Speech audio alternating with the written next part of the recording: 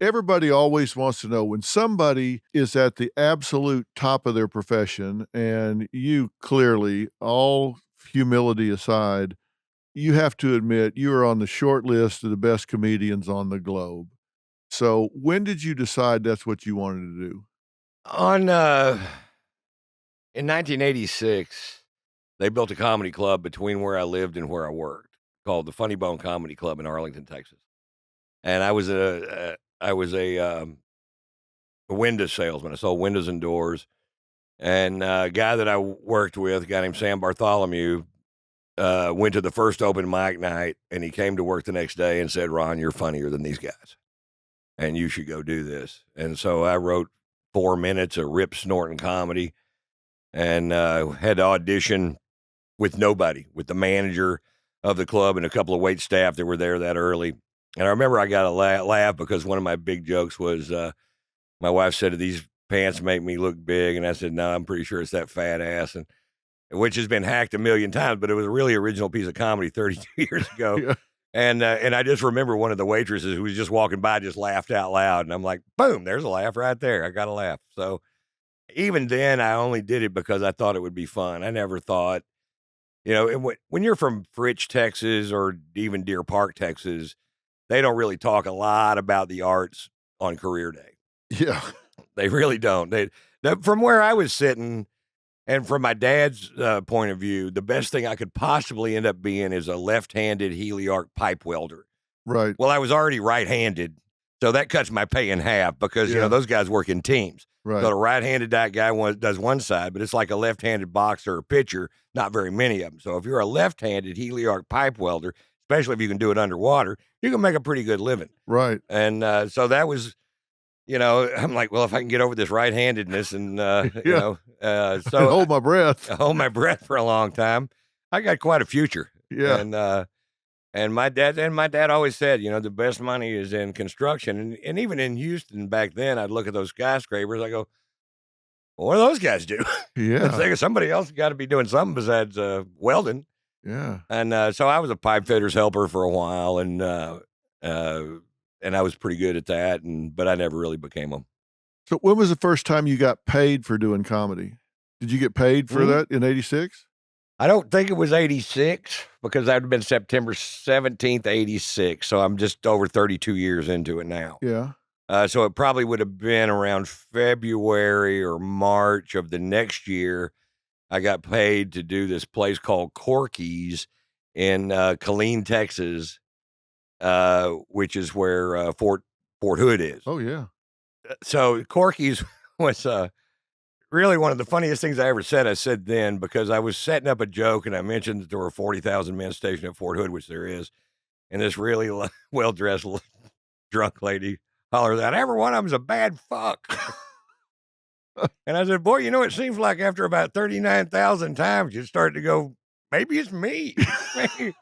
maybe I need to read a book, And so I think I made $40 or something for that couple of days, or maybe it was more than that. Maybe it was $80 maybe it was 40 a night. I don't really remember. Yeah. But it was still, I was getting paid for doing something that I consider to be just fun. What I would do, and this is brilliant, and I know you'll agree, is I would invent stage time. So I would go to a restaurant and say, "You guys should have a comedy competition here, and first prize is dinner for two." Then I would only tell comics that I knew I was funnier than because I needed that dinner for two. Yeah. So I wanted to win, so I wouldn't invite anybody that was any good. It was all be really crummy comics and me, who was a little less crummier than those guys are, just to get a meal. But I kind of understood early on that the key to stage time was being a good host. Really didn't matter how funny you are because the other two guys are going to take care of that. And I could be as funny as I could be, but they really liked it if you were slick and made it look like show business. If you memorized the announcements, if you knew everybody's name, if you knew what was coming up, and you didn't have to think that what you were saying as a comic was all that important. But if you made it look like it was a, show business, like a professional show, then they had a tendency to rehire you for that reason. So what I concentrated on early was just being a really good host for those other two guys. as well as doing my little 10 minutes or 15 minutes or whatever I was up to at the time. So there were 4 clubs in Dallas at the time. There was a Funny Bone in Arlington, which is where I started. There was one in Fort Worth. And then there was 2 improvs in Dallas. So early on, I was working every week, 6 nights a week, 9 shows, as an opening act. So I had a pretty unlimited amount of stage time. And then open mic night I would do on the other night. So how much money were you making then? So you're doing $200. 6 nights a week. Yeah, $200 extra a week. $200 a week? Yeah. For doing 9 shows? Yeah, it's not a windfall. It's not a windfall, but the thing is, I loved it. How many times have you been married now? Oh, come on, Doc. There, I don't know. If you count that tall girl, Jennifer, Donna, I don't remember her name, but somebody. There was somebody. I've only been married twice. Actually married. I was actually married. Right. I was married to my son's mother, who's still a dear friend of mine. Yeah. I was married to her for 12 years, and she had my child. And when we got a divorce, she got a dryer. We had a washer and a dryer. You got the washer? I got the washer. She got a dryer. And so the next woman, I was married to her for 3.5 years, no kids, and she got $4.25 million in cash and whatever she could steal. Is she the one that took the gazebo?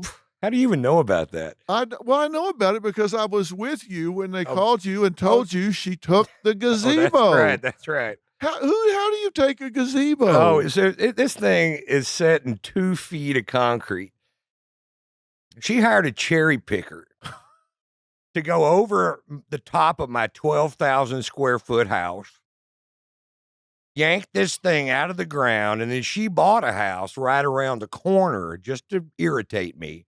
And then she had this cherry picker bouncing down the road with this gazebo and just plopped it down in her backyard. And they still talk about it at the River Club all the time. It's the funniest thing anybody had ever seen. That she came and just stole this thing out of it. Now, it was illegal as it could be. I got the house, but she stole the gazebo and just planted it in her backyard. Took the foundation with it? Yeah, the concrete. Apparently, this cherry picker was strong enough to yank the concrete out of the ground and just take it over. They dug some holes, plomped it right back down, and she had the gazebo.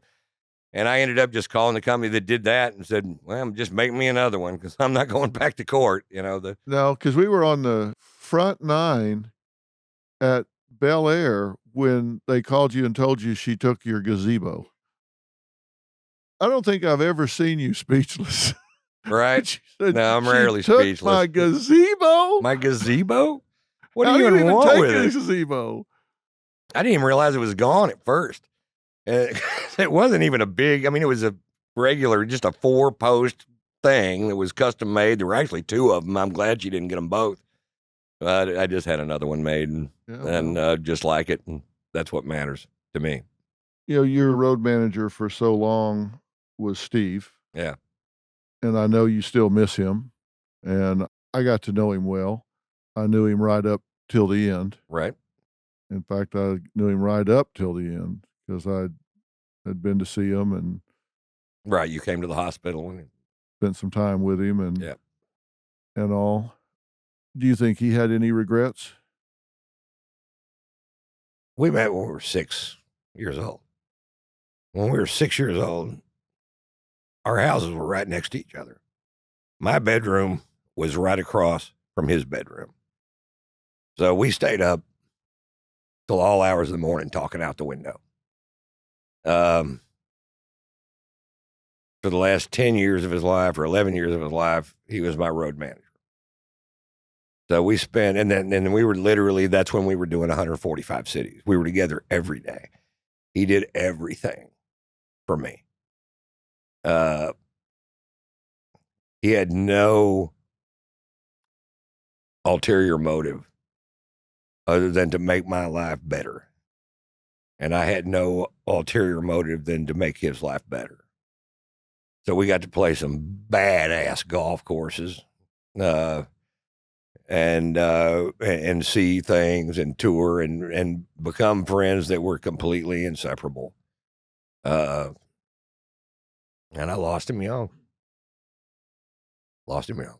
Well, I don't know if I ever told you in detail, but, I did go see him some toward the end, and, when that comes back, it comes back with a vengeance.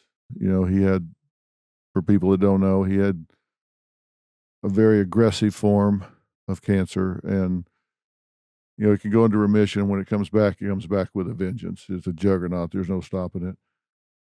And he knew that. Yeah. And he knew it before he started losing his faculties about it. His mother died of the same thing, brain cancer.